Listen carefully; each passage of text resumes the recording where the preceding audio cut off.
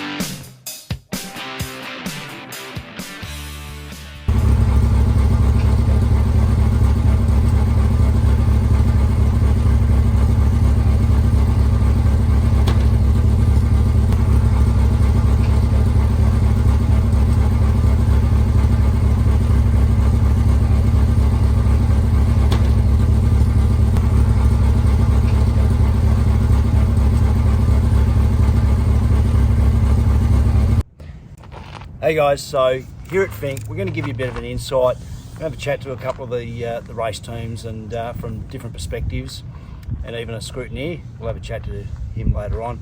But first up, got one of the buggy drivers here, James Tyrrell.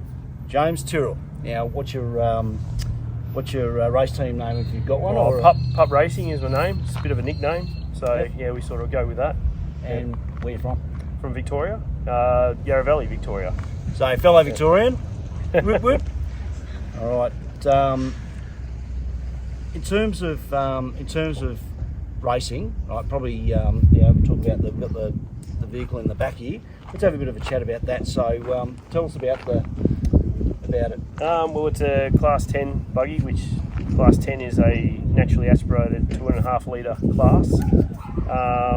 It's got a Nissan SR20 motor in it, which is out of a Nissan Pulsar pretty much, stroked to a 2.2 litre.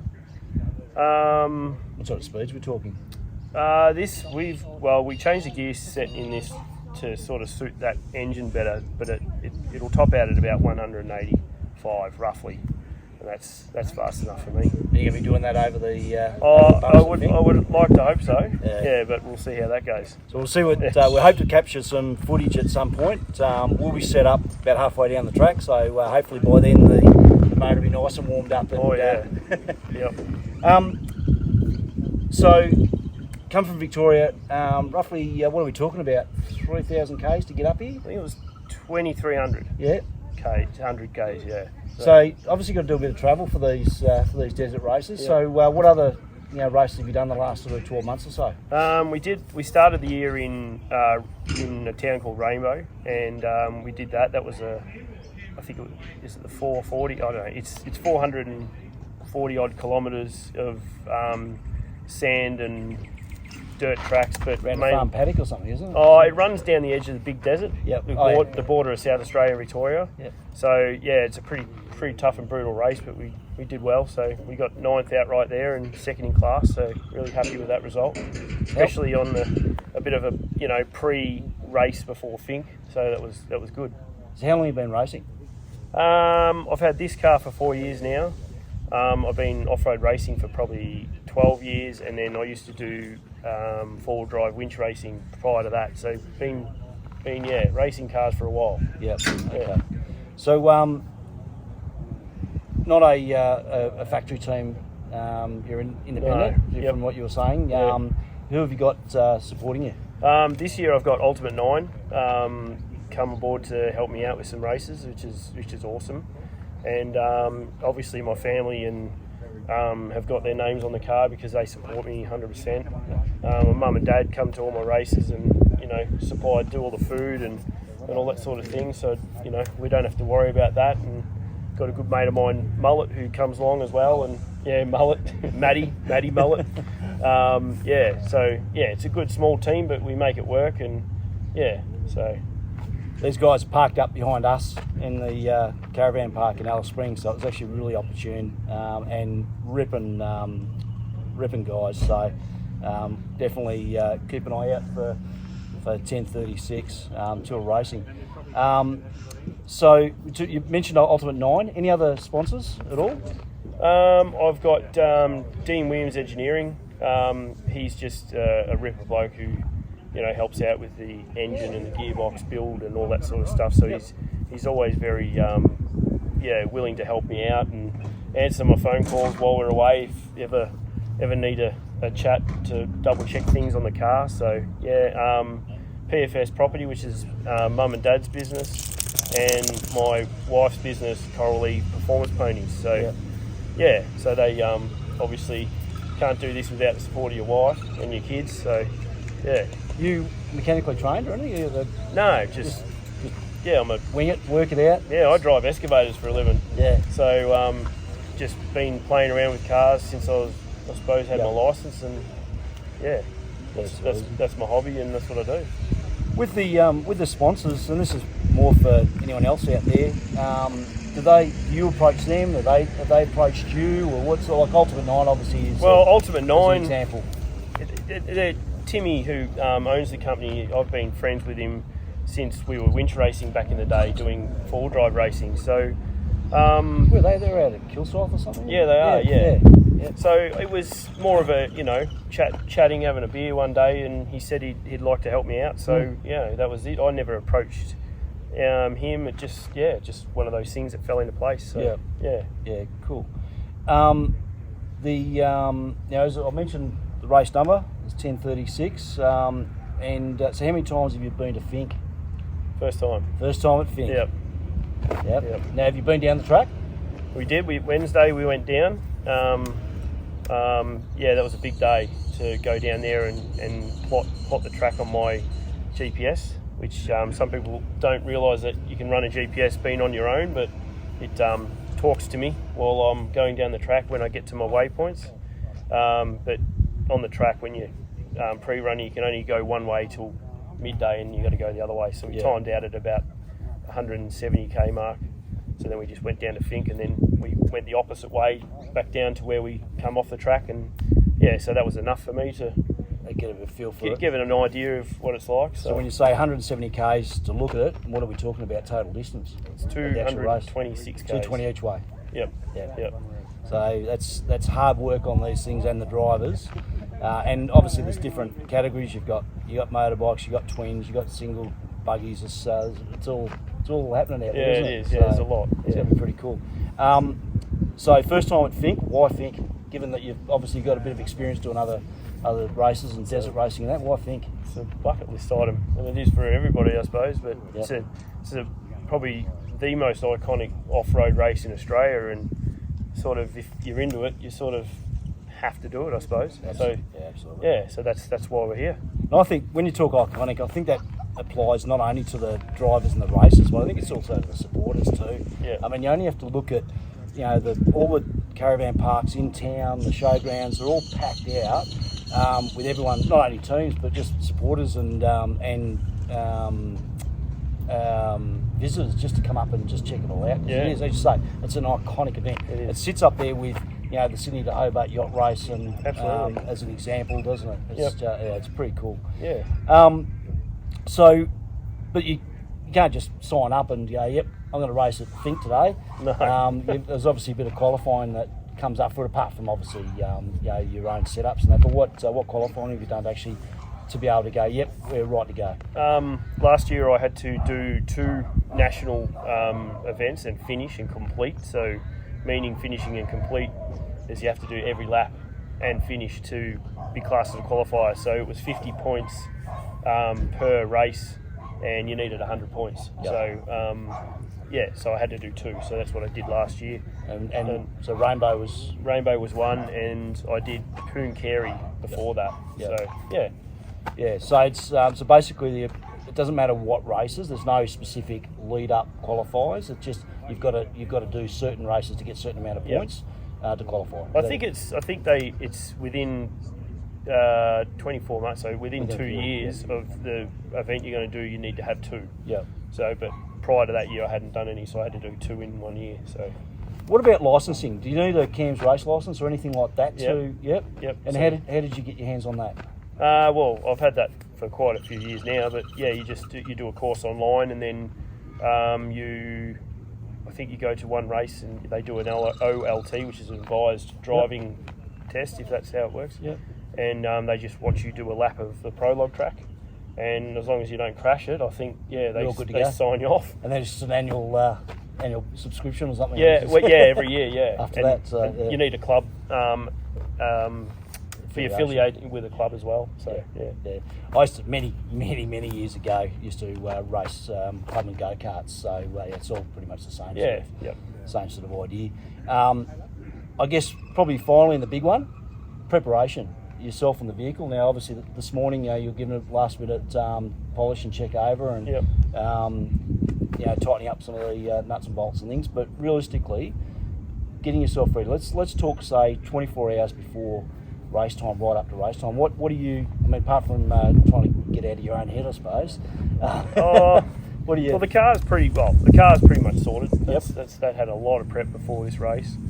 As for myself, I don't know. Try and get some good sleep, I suppose. That's pretty much it. I don't know. I can't. I don't think there is a real good answer to that. You don't sort of eat 6 Weet-Bix and wear 2 different coloured socks or anything like that? Well, I definitely don't. I don't eat breakfast before I go. That's a definite. I tried. Not tried it. I did that a couple of times, and then you get halfway down the race for the day, and you're like, that was a bad idea. So I definitely don't eat the morning of. When you're racing, have you got a camel pack or anything in, or how do you hydrate yourself? Or you don't. I ran a Camelback years ago, and it just became more of a hassle than it isn't. So, I just don't run it. Yeah, I just by the time you get down and finish for the day, you just have a drink then. Yep. So most of our races are lapped races. So you might do 2 laps and then you're out. So you might be in for an hour and a half, hour and 45, and then you get out. This race obviously a bit different, but especially being on your own, it's not something you really want to be mucking around with, trying to find a Camelback hose to try and have a drink. I'd rather just not worry about it. Yeah.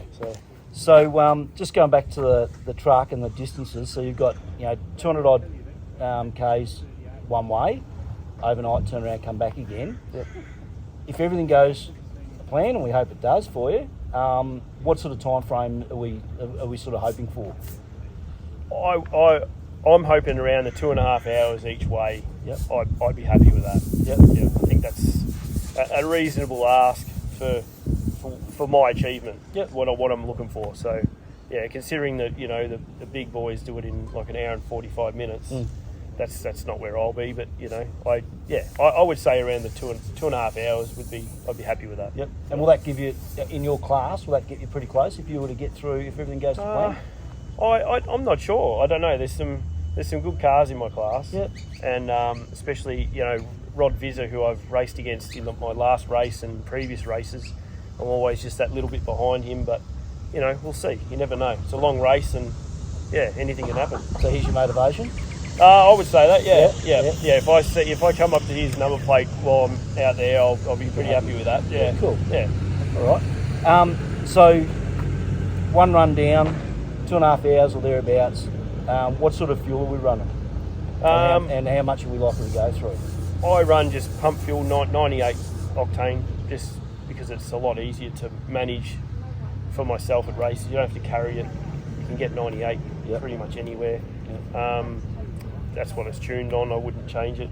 And it'll do.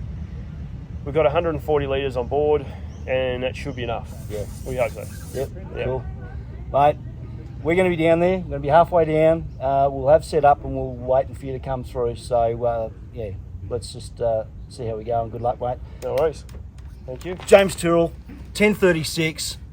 Make sure you're watching out for that one, guys. All good. Cool. Thanks, man. No worries.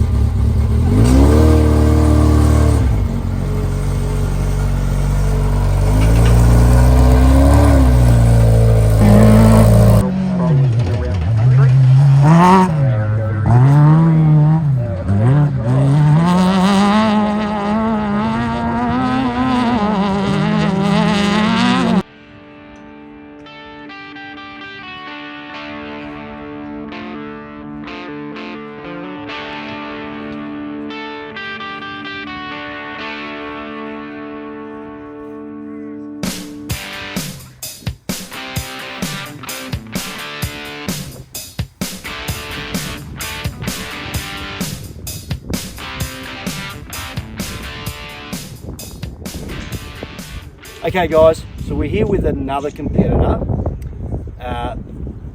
You chose?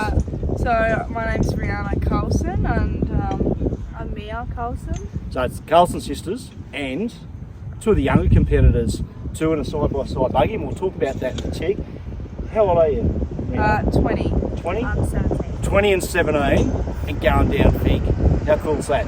So we'll get back to that in a tick. What's the race team name?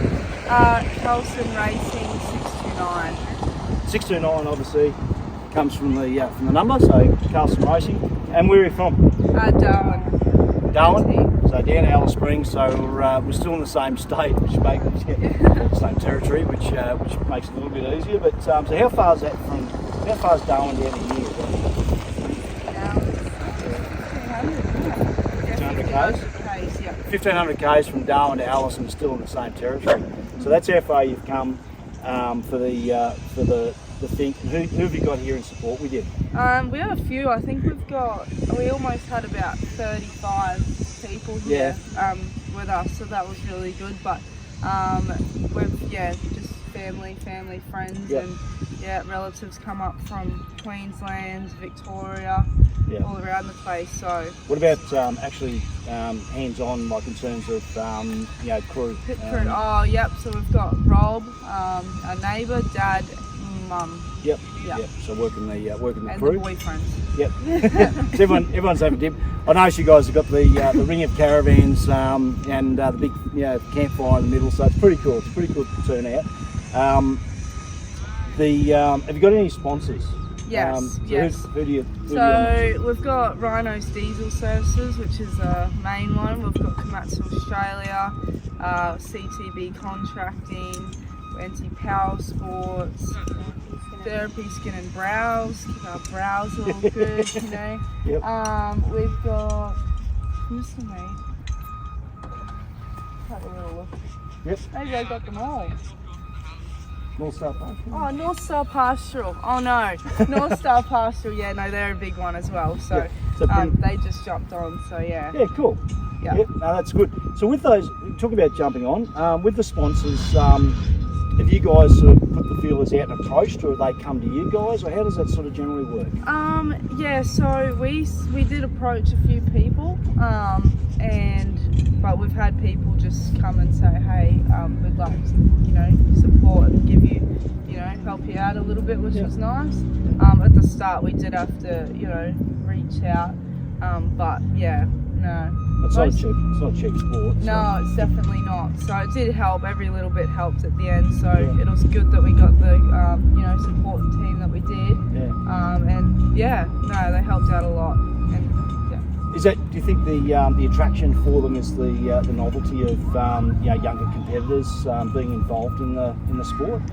Well, some of them are like family friends. Yeah. So they just helped out because but I know that there's a few were pumped because it was two girls, so they sort of support females sort of thing. But I guess they were just happy to support, I guess. Yeah, that's it was very nice of them all to do that. So this is a side-by-side buggy. What are your roles? Driver and navigator. Yeah. Right. So driver's pretty straightforward. Eyes forward, foot flat, go hard. Yeah. Pretty much. That's it. Yeah. What's the navigator's role? Just kind of the directions. Some people have like the GPS navigation system. We don't have anything like that. Yep. But so I just kind of tell her which way. Like, it sounds stupid because she's got eyes, but Not when you've got a head full of dust either, I suppose. So I just tell her like which way, kind of. Yeah. Left. So it's a normal sort of rally type navigating. Speaking of the dust, how bad was it?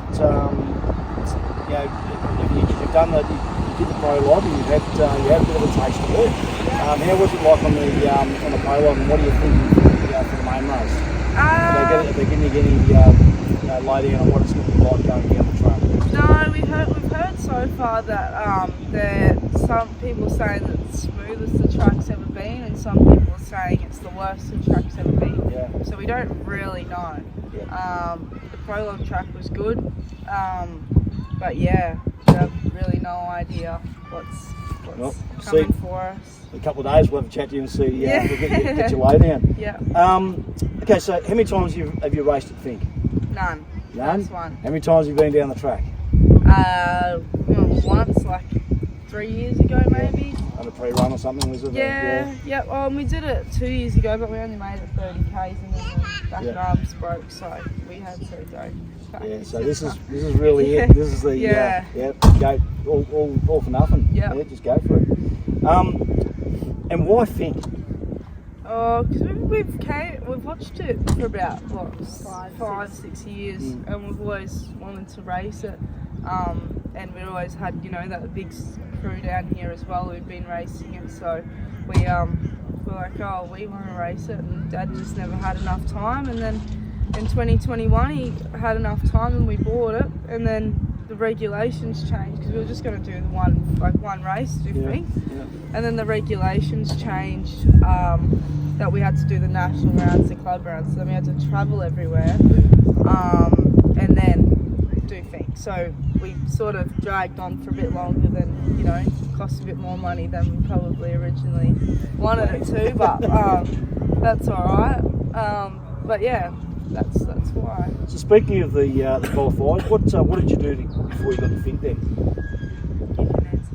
Oh, what was it? Your qualifying races. So what did you do before you actually got to Finke? 3 Ellis rounds, round all NT titles, 3 rounds of them, and a national round down in South Australia. But we still didn't qualify and meet the needs, but because we're in Darwin and there's no club meets up there, we're classified as remote, so we could get a special license for it. So we applied for that and we got it, so that's good.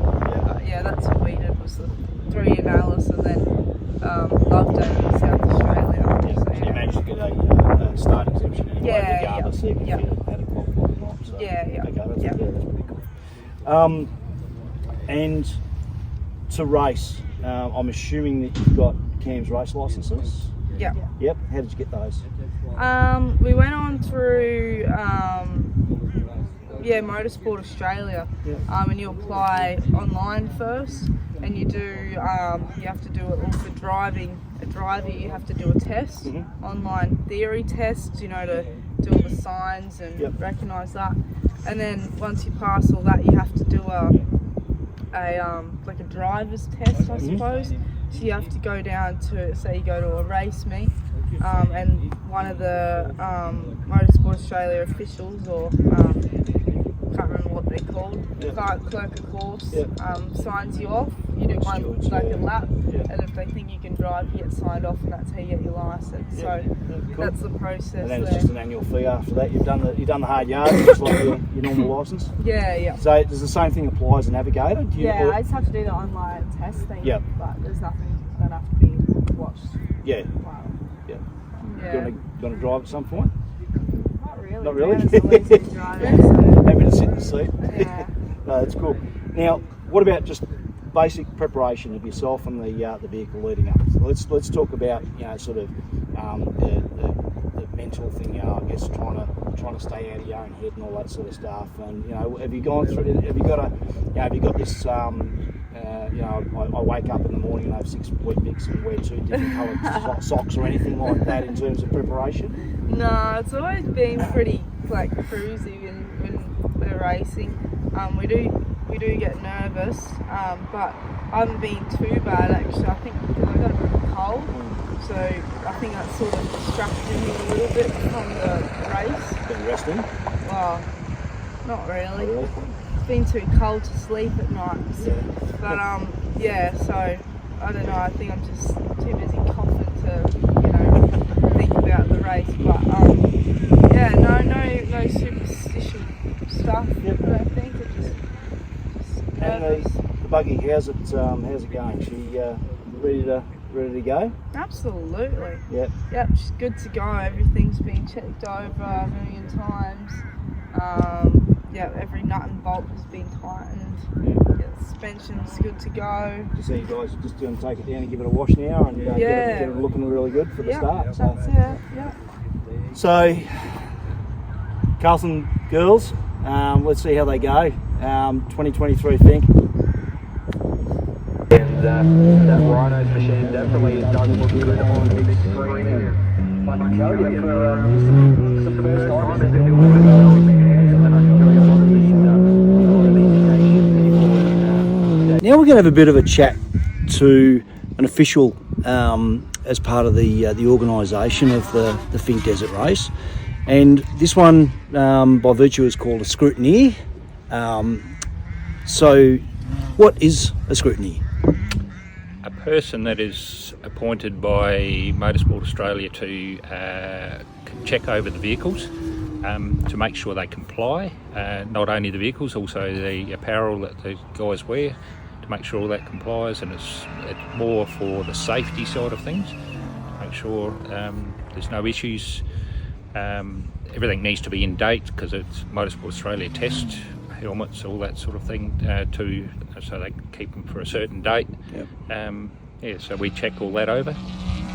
So you're making sure that there's there's seatbelts are not frayed, and That's there's exactly no right, yeah. there's no cracks in the helmets and, Yep, and definitely. things like And it's not only that, they have a standard which Motorsport Australia or FIA they test with the standard, so we make sure that those they can't just put a car seat belt in. Yep. And so they need to be checked properly for that. So. Yep. And then of course you're also looking at the vehicles themselves in terms of modifications or changes and making sure they're within spec. Yes, that's usually done on a triennial, which is every 3 years. We still do. At events like this, we do actually check over the vehicles. Do you have a close look at them from that point of view, or is it more of just a Depending visual? on the vehicles, it's usually just a quick visual. Yep. Triennial, you have a really good look, you pull panels off, all that sort of thing. Yep. We look at vehicles, it's a vehicle we haven't seen for a long time, or we will look at a little bit deeper at. We know the teams that are that look after the vehicles a lot better than some of the guys that are just out here for a one-off race. So yeah. In terms of scrutineering, how do you become a scrutineer? Or what is this a Motorsport Australia paid role, or is it volunteering? It's all volunteering. Yep. Yeah. I came to started with Finke Desert Race. I came and we came back the next year to see what we could do to help, and I ended up helping out a little bit with the scrutineering sort of thing. So then I became a scrutineer. Just come which through is experience? Through the experience. I'm a motor mechanic background, so that okay. helps. Yep. Yeah. So, but you don't have to be a motor mechanic. We have girls that know nothing about cars that help us check apparel and things like that. And then just go up through the ranks. So that would going right back to the start. That would start with, say, online. They've got I noticed the different categories. You've got a volunteer category. You can apply to be a volunteer, and that could can go from there and just work up, and obviously time in position. That's right. And you get checked off. I'm actually doing it, getting checked off for another accreditation this event, so just slowly get yourself a little bit higher up the ranks. So when you say checked off for different accreditations, what does that then allow you to be doing? So is that sort of checking different stuff, or is that that more of the authoritarian sort of roles, or? Yeah, it's more so the level of events. Like a club event in South Australia is nowhere near as opposed to V8 supercars or something like that. Yeah, okay. Yes, so I've been accredited to do supercars, all that as well. So, So, what do you prefer, desert racing or tarmac? Sure. No, desert racing for sure. So it's an addictive sport. So cool. So drill in a little bit more on, as you say, the things that you're checking over. What are some of the things that you even, I guess, personally, do you have your particular things that you really like to focus on and make sure that they're, Yeah, well, I've been involved with a couple of fairly serious accidents, and we mainly focus on the safety side of things. Fire extinguishers, belts, fuel tanks, make sure the fuel tanks comply. If they've got they've got a remote filler on them. They need a check valve, so the fuel, if something happens to that remote filler, the fuel can't come out, so it needs a check valve inside. Those sorts of things. That's what we'll be focusing on tonight. So.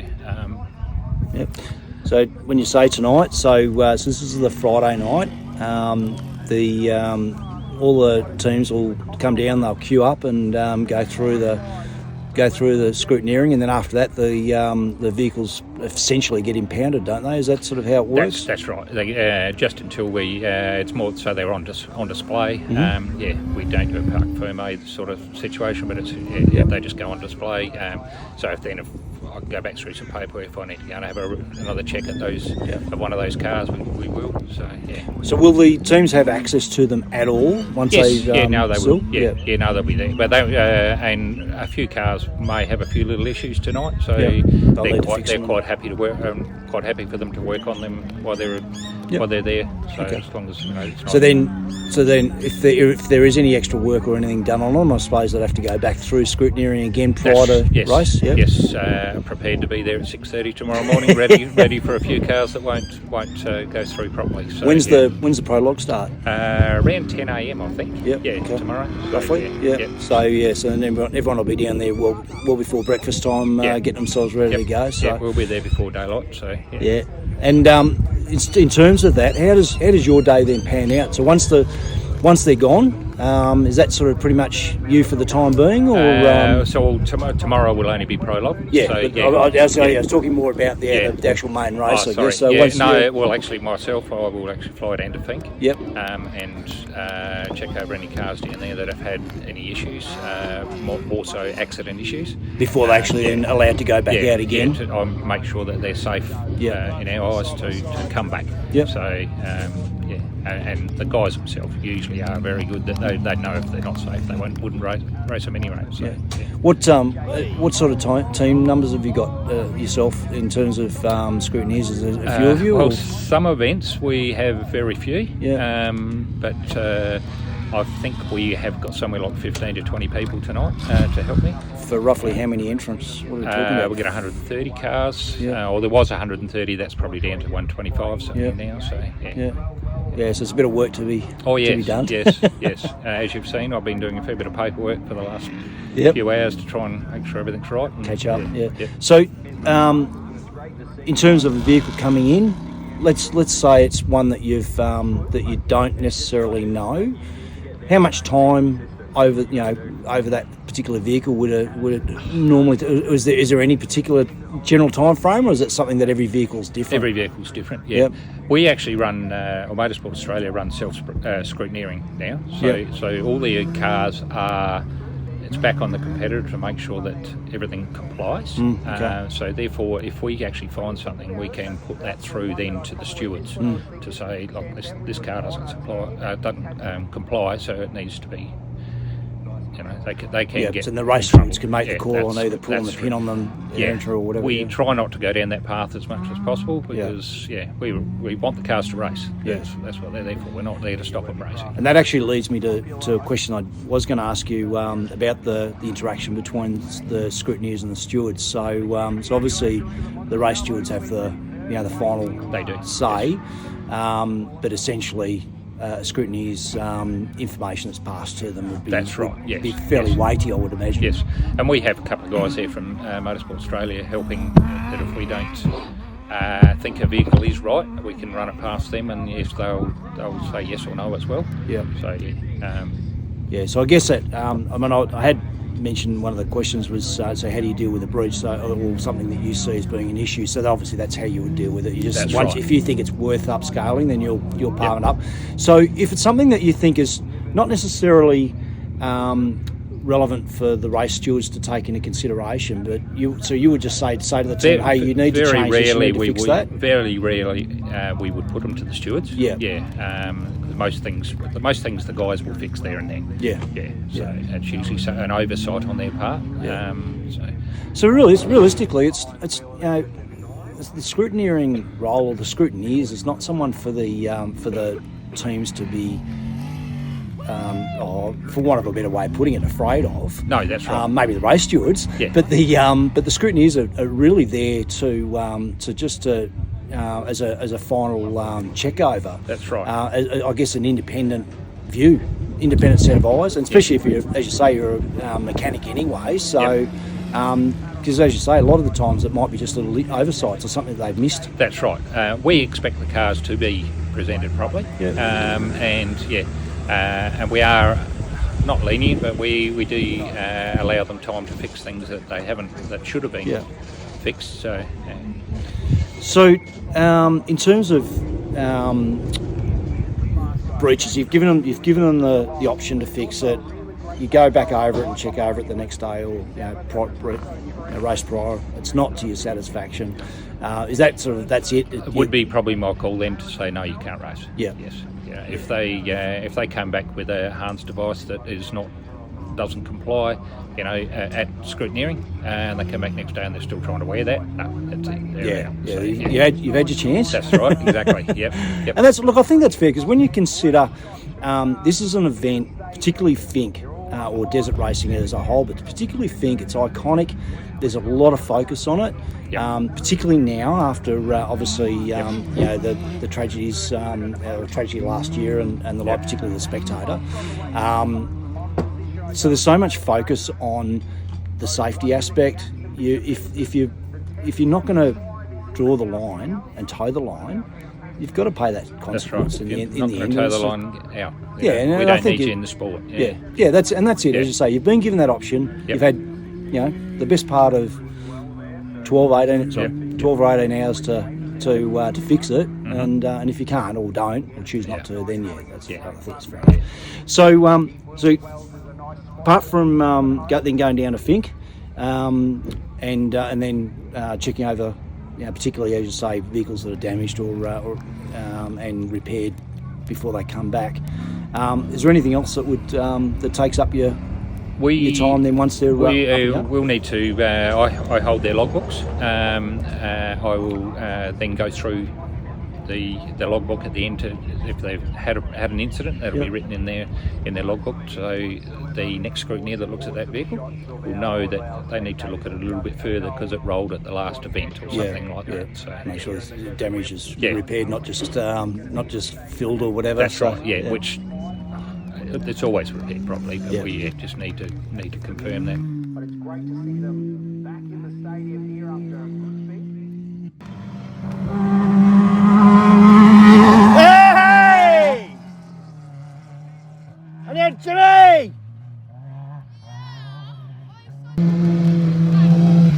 Hey! Here we go, girls. In local time, so Toby Price in the 487 is off in that Tisco trophy truck. 7:15 Northern Territory time, they are away, headed down, making their way to what we call the finish line jump down at Apatula.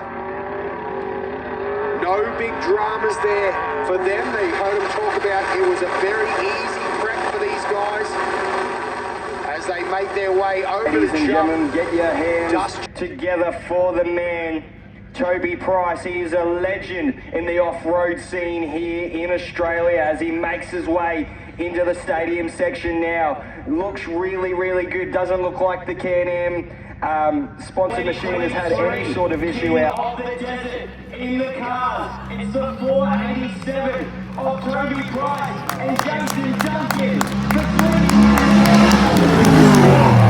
The legend Toby Price. It is deserved. The champagne will flow tonight. And I tell you what, he's finished today too. No double for him. So that's a nice easy one. He'll be at the casino. He won't be feeling too bad at all. You've seen him limp years into the casino, not this year, because I tell you what, that champagne will taste so sweet from the top step of the box. Tisco, Mitsubishi Triton Red Bull. I can't wait to From the 9-time king of the desert, and yep, he gets that number 1 plate up. But as we look to the back of the gate, it looks like the next of our competitors is making their way through. Yeah, well done for being here, putting this My Ride motorcycle side by side out there to test. You killed it, well done. Thanks very much.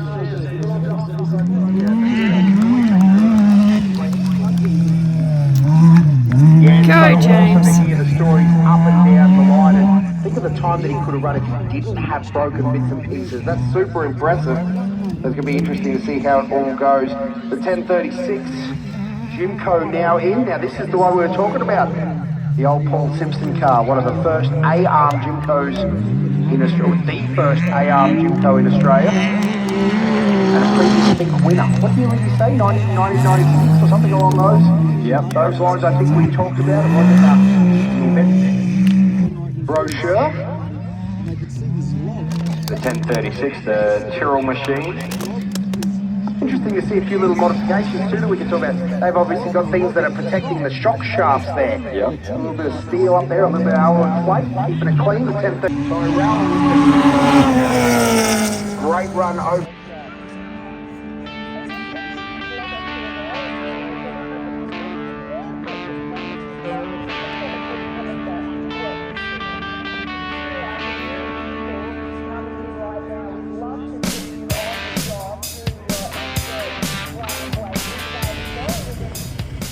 Okay guys, so we're here with James. This is a quick wrap up after the race. So let's have a look at go back to day one on the run down first. Right, how did you feel lining up, ready to go at that point? Well, anxious, I suppose. Anxious, yeah. Just the waiting killed me. Yep. So yeah, but once I got going, it was alright. And then the run down, or actually, where did you start from in terms of? I started 82nd. Yep. And then when you got to the end of the run, where were you? I was 45th when I got made to up the 40 odd places. Yep. What was your time? Your split time? Did you? It was 2 hours 19 down. 2 hours 9, nearly 2 hours 20 down there. Yep. And then I smashed my time by 7 minutes on the way back and did it in 2 hours 13 something. Yeah. To finish where at the moment, roughly? 34. Yeah. Is that official yet, or is that roughly what we're thinking of? I think it is, yeah. 34. Yeah. Yeah, so that's a brilliant result. And especially smashing those extra minutes off coming back. It was a pretty brilliant run. We watched you leave. We saw you coming down past us at Redinga, and you were looking good at that point. So. I actually had more fun coming home. Yeah. I went there because I had a bit of dust on the way there. Yeah. On the way home, I had pretty much a dust-free run, so I was being able to get my confidence up going over through those whoops. So I was going a bit quicker and I was starting to have a lot of fun coming back. Bit more clear air. Yeah. What about issues with the vehicle? I mean, obviously it ran well in the end, but do you have any little nigglies along the way at all, or before or after? I had a power steering fitting let go when we got down to Finke, but it wasn't a major drama. We put a new fitting on, and that was pretty simple. And then just as I was about to take off this morning, the alternator stopped charging, and I was all belted up, and I only had like 18 minutes to take off. Yeah. So I got out and just worked out that the wire had broken off the alternator. So I just quickly made that work with some cable ties and a Stanley knife and split I made it work and jumped back in and made it home. So 400 odd Ks, and that's pretty much what you've got to do with this race, is you've got to be flexible enough to it's like anything when you're out back, mate. Just bloody cable ties and a bit of gaffer tape usually fixes things. You don't have time. The longer you spend on it, and then you go, oh, that should work, and it did. So that's all that matters. Mate, it's your first Finke. Yep. Pretty happy? Yeah, I'm stoked. Coming back? Yep. No, I don't think I will. No, you've done it. Tick that one off. It's a big effort to come up here. And, my dad and Mullet, awesome for them. It's 4.5 hours down and 4.5 hours back for them to drive down there. It's a big thing. It's not just. People see the cars going down, going back, and you think, it's pretty cool, but behind the scenes, your crew, and it's a big job and it's a big effort. If someone's got the funds or the vehicle, do you recommend them do it? Yeah, 100%. You got to do it. Yeah. Think it is? Yeah. Congratulations, buddy. No worries. Well done. Thanks, man. Thanks. Hi. Okay, so we're back with the girls. Couple of days after, and unfortunately didn't quite work out to plan. No. Day one, let's tell us about it though. Where'd you start and where were you positioned going into Finke? We started 90, I think, after prologue. And then day one ran really well, had no issues, didn't have to change belts, tyres or nothing like that. Got in at 70, was it? 71, I think it was. Yeah. And then, camped up for the night, so that was a good run. It was very rough, the track. Yeah, so we saw the girls go past us at the Redinga checkpoint, which you'll see in the footage. Basically rolled in, picked up 20 positions roughly on the way down, so it was a really good run. Any issues at all on the way down? Any sort of whoopsies off to the side? Any corrections needed? Or oh yeah, there were a lot of them. Yeah, but nothing mechanical. Just all a bit of fun. Yeah, it was nothing. Very rough. There's nothing like going bush, is there? So how was the track in the end? Oh, it was. Because we've never done it before, so we don't know what